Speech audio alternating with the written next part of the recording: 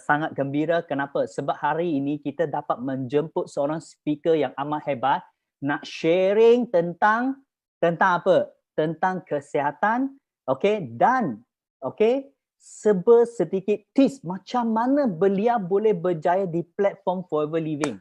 Nak tahu tak? Nak tahu, very simple. Sebelum saya menjemput speaker malam ini, yang biasa saya kata santai-santai bersama leader, okey? So beliau okey adalah seorang profesional iaitu doktor, okey. Yang paling penting dia adalah seorang orang kata bagi saya dia amat special sebab apa? Boleh dikatakan sekeluarga dia pun semua background profesional. Sebab apa? Husband dia pun pakar bedah. Anak dia pun doktor. Lagi seorang anak pun doktor. Lagi 2 orang pun coming soon pun doktor juga. So ini memang family doctor. So malam ini saya mencuba beliau nak sharing sedikit tips bersama anda. Okey, yang pertama beliau graduate daripada one of the local university dan buat postgraduate study dalam bidang medical psychology dalam Royal College of Surgery in Ireland. Wow. You tahu Ireland, from here to Ireland nak naik kapal perang berapa masa? I rasa lebih kurang dalam 28 jam. Kalau tak silap saya. Yang paling penting, beliau pernah bekerja di beberapa buah hospital dalam bidang surgery, sakit puan dan medicine. Yang paling penting, dia last bekerja di universiti private dan awam sebagai association professor dan bidang penyelidikan sebelum ini adalah dalam bidang hormones dan castration. Okay? Wow. Ayat ini I pun tak pernah tengok. Okay? So sekarang beliau adalah freelance, business owner dan terlibat dalam banyak program kebajikan dan NGO di seluruh Malaysia.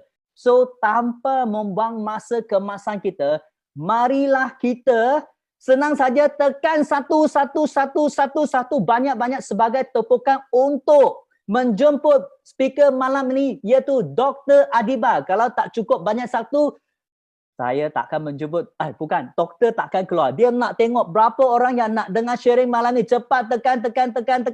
Yes! Marilah kita memberi tepukan gemuruh kepada kita punya speaker malam ni iaitu Dr. Adiba. Yes, doktor, where are you? Good morning. Hi. Yeah, say hi. Tekan satu-satu kepada doktor. Okay, thank you Alex. Thank you. Okay, thank you. So can I start now?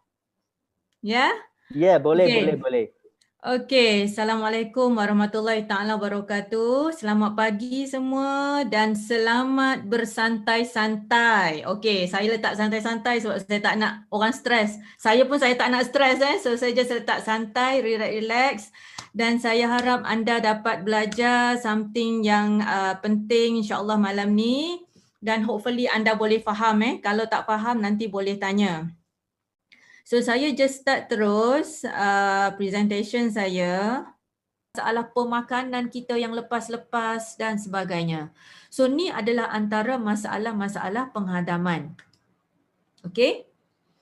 So bila kita ada masalah penghadaman, salah satu daripada masalah kronik yang biasa terjadi adalah masalah kanser. So saya rasa ramai dekat sini yang ada pengalaman saudara mara dia, mungkin mak ayah dia, nenek dia, atuk dia ataupun dia sendiri yang ada masalah kanser usus. Nauzubillah min zalik. Dan kanser usus ini adalah antara kanser yang paling common di Malaysia sekarang ini.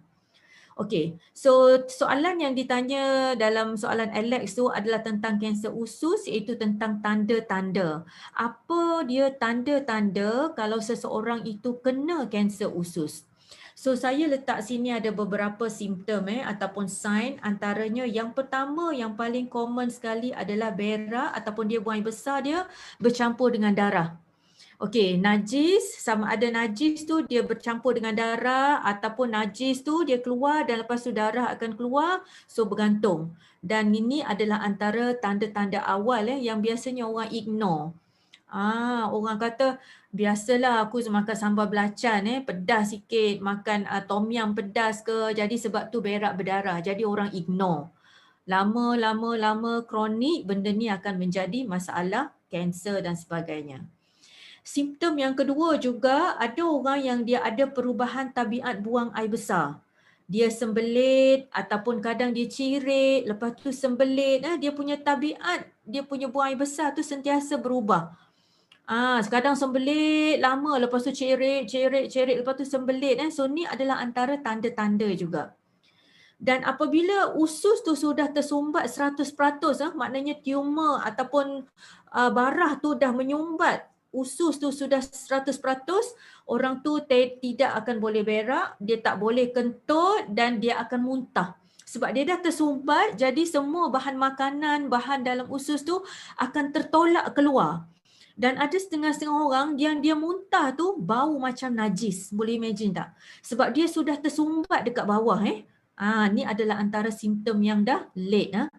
Ada juga orang yang hilang selera makan, turun berat badan, jadi kurus, kering, tak boleh makan. Tu adalah antara tanda-tanda kanser juga.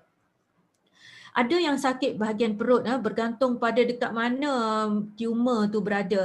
Usus tu, barah tu duduk kat mana dia sakit perut. Okey, dan ada juga orang yang tabiat dia pergi ke tandas, dia rasa macam nak berak, nak buang air besar, tapi tak boleh keluar najis tu. Rasa nak berak tapi tak keluar, berapa kali pergi toilet. Ini sebab kanser dia ataupun tumor dia tu, dia duduk dekat bahagian paling bawah sekali, dekat bahagian rektum. So bila kanser tu duduk dekat bahagian bawah, dekat bahagian nak keluar tu, dia akan bagi sensation pada kita, dia bagi signal sebenarnya dah ada rasa ni macam ada najis, tapi dia sebenarnya adalah kanser yang duduk situ. So signal tu adalah sebenarnya false signal. Kita ingatkan kita nak buang air besar, tapi sebenarnya dia adalah kanser yang dah tersumbat dekat situ. So ni adalah antara tanda-tanda yang kalau anda dapati ada pada anda ataupun orang-orang yang anda sayang, kena cepat-cepat pergi jumpa doktor. Doktor akan cek, akan ambil darah, akan buat skop dan sebagainya. Okey, memang kena cek. Tengok ni. Ni salah satu kerja doktor juga. Tengok kita punya TAH ... Okey.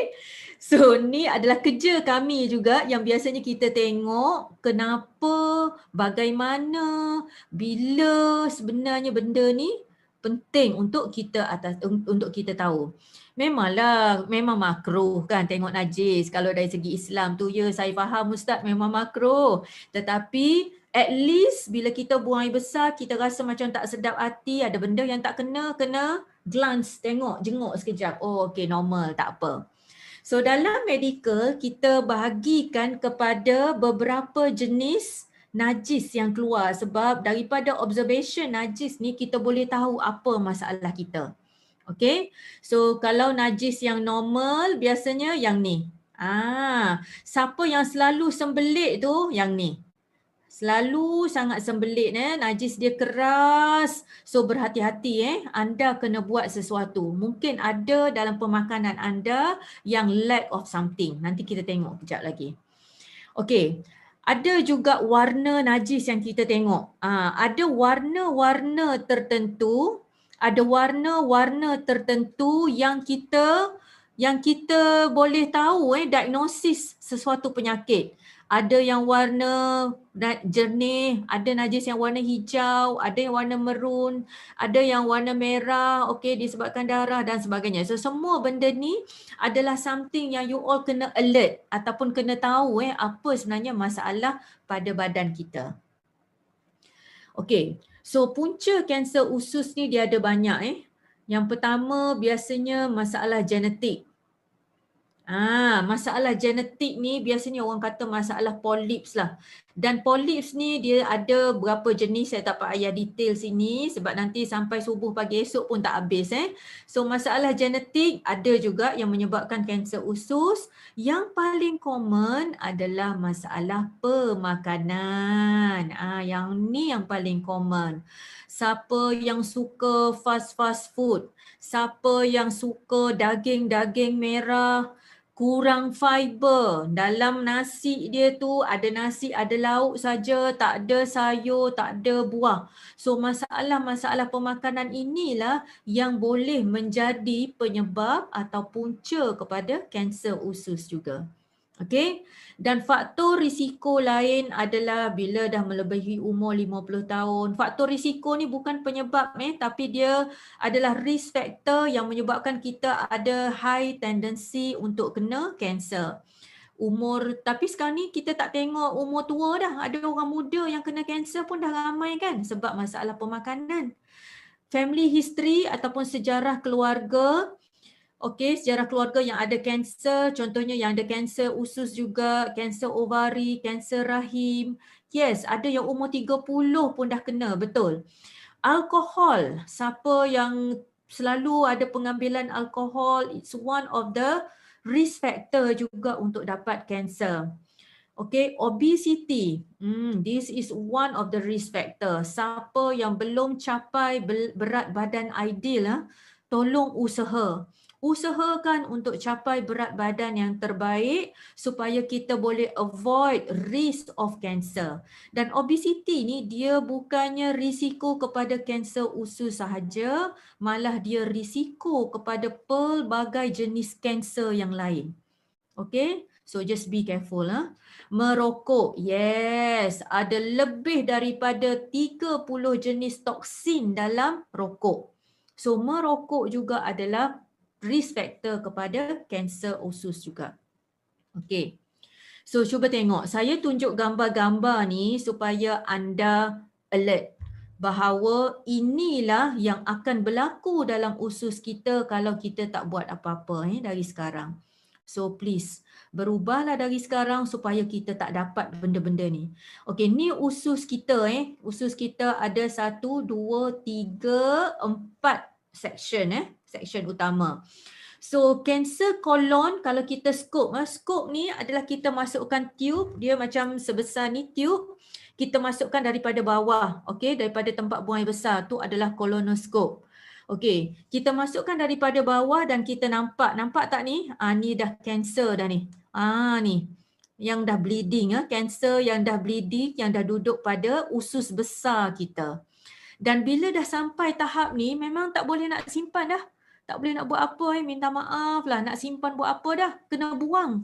So orang yang kena buang usus ni, kalau you all pernah tengok Masya Allah, yang sampai kena pakai beg dekat luar, pernah nampak tak yang dia pakai colostomy bag, jadi dia buang semua najis dia apa semua dalam beg tu.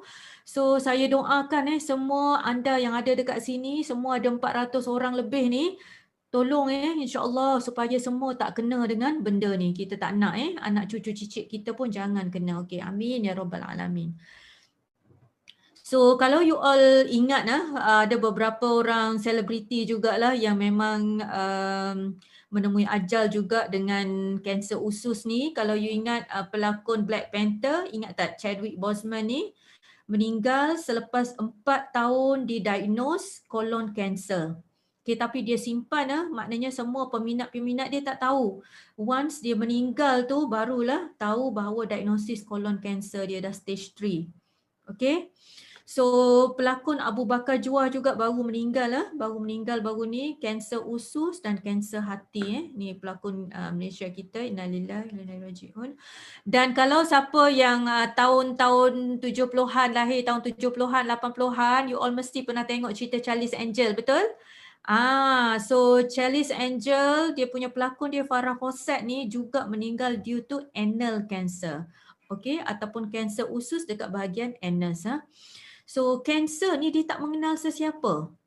Dia tak kira tua atau muda, dia tak kira kaya atau miskin, dia tak kira anda doktor ke, bukan doktor ke, suri rumah ke, Melayu, India, Cina, semua ada risiko. Okay, untuk dapat kanser. So berhati-hati